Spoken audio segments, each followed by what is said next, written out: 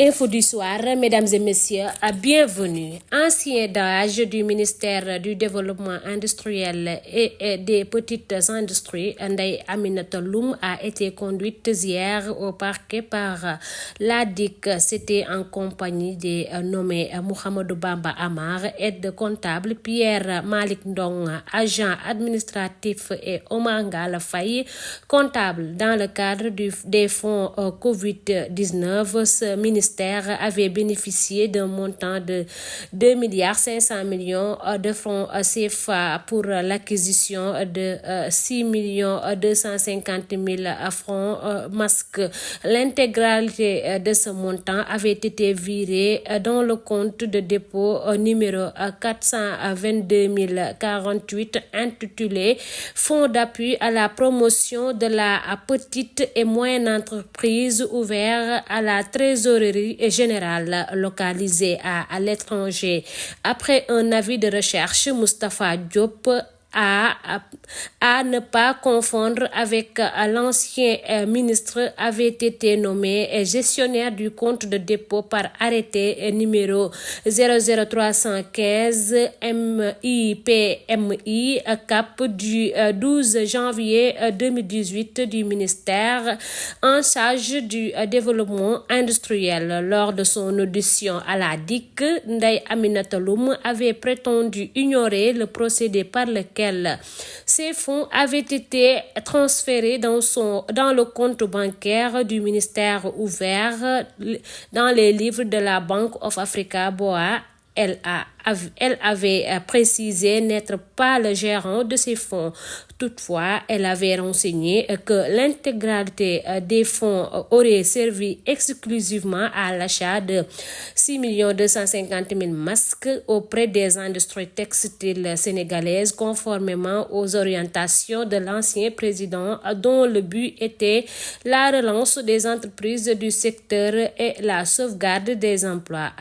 D'après elle, autant pour moi, les comptables du ministère avaient procédé des vérifications physiques des masques livrés sur place à Diamniadio et distribués à des ministères et structures en déposant les bons de sortie et décharge.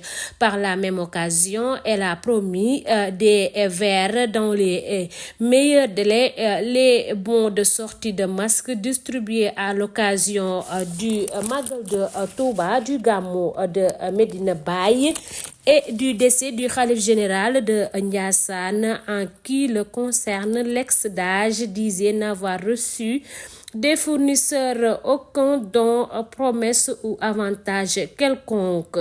Elle avait néanmoins reconnu connaître un seul parmi les fournisseurs qu'elle a aidé à gagner le marché. Pour sa part, Mamadou Bamba Amar, aide comptable, avait d'emblée reconnu d'avoir aucune notion de comptabilité. C'est pourquoi son rôle se limitait à aider le comptable des matières et Moustapha Diop, le gestionnaire de compte.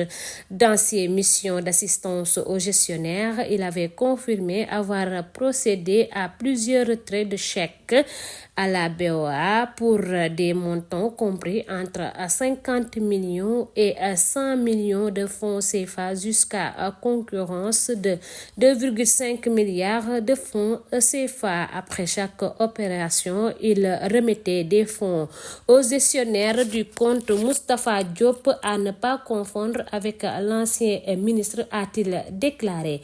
Il avait affirmé que ces fonds étaient destinés à l'achat de masques. Les dépenses relevaient exclusivement à la compétence du gestionnaire de Moustapha Diop. Toutefois, il avait reconnu avoir procédé à des paiements durant la période où le gestionnaire était atteint de la Covid-19 et sur ses instructions par rapport à ses missions d'assistance aux comptables de matière. Il avait procédé à n'avoir participé aux côtés de celui-ci à la réception et à la distribution des masques commandés.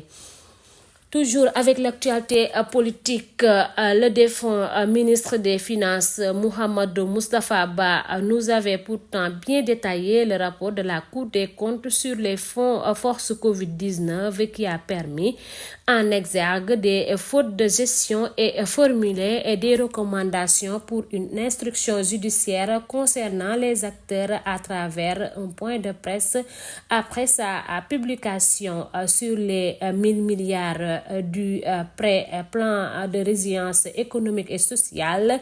Les manquements relayés par la Cour des comptes et pour lesquels une suite judiciaire est recommandée portent sur un montant total de 6 milliards 786 millions 784 410 francs, soit 0,7% du montant total du prêt pour 99,3% des dépenses exécutées. La Cour n'a pas retenu d'instruction judiciaire. Tout compte résultant autant pour moi, tout compte fait, force est de reconnaître que les manquements ne peuvent permettre en cause les résultats probants obtenus par notre pays dans le cadre de la mise en œuvre. A rappelé que le principe de reddition des comptes ne dérange personne, mais la chasse aux sorcières et aux autres constitue un précédent dangereux car elle menace la stabilité nationale et la cohésion sociale. Certains ont profité de la pandémie du Covid-19 pour se faire masser à 4 mains, tous accusés de crimes, vol et viol. C'est aussi ça l'histoire qu'on devra enseigner à notre descendance. L'ancien procureur Alioune Ndao, lors d'une interview sur la RTS concernant la réforme de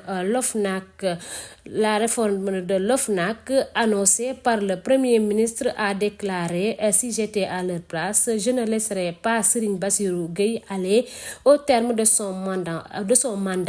Selon lui, depuis qu'il occupe ce poste, aucune procédure n'a été engagée contre un ancien haut responsable, a-t-il ajouté. Hormis le détournement de fonds, l'enrichissement illicite demeure le seul moyen légal pour poursuivre autant pour moi ces anciens responsables en remplaçant Serigne Bassirou Gueye à la tête de l'OFNAC. Macky Sall a, selon moi, verrouillé tout système judiciaire à son avantage. Lors d'une colloque en France, le défunt